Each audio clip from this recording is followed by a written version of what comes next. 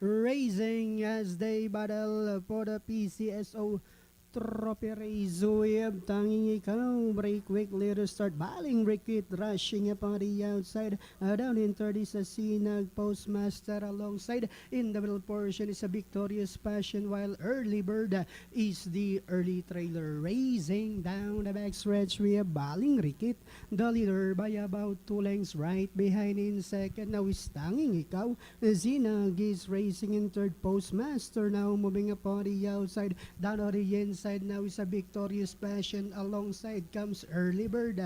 Half mile distance they traveled, the lead now belongs to Tanging Ikaw by over a length, and on the outside second is a Baling Rikit, trying to get closer now in third is a Postmaster.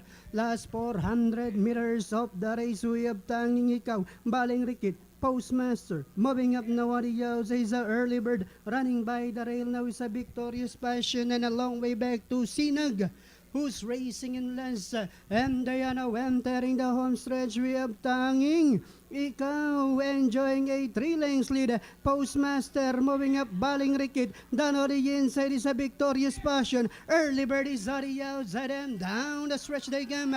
We have Tanging Ikaw, this time by about 5 lengths. Early Bird is on the outside second, entering the finish line it's all Tanging Ikaw second, Early Bird, Baling Rikit, Victorious Passion, Postmaster, and Sinag.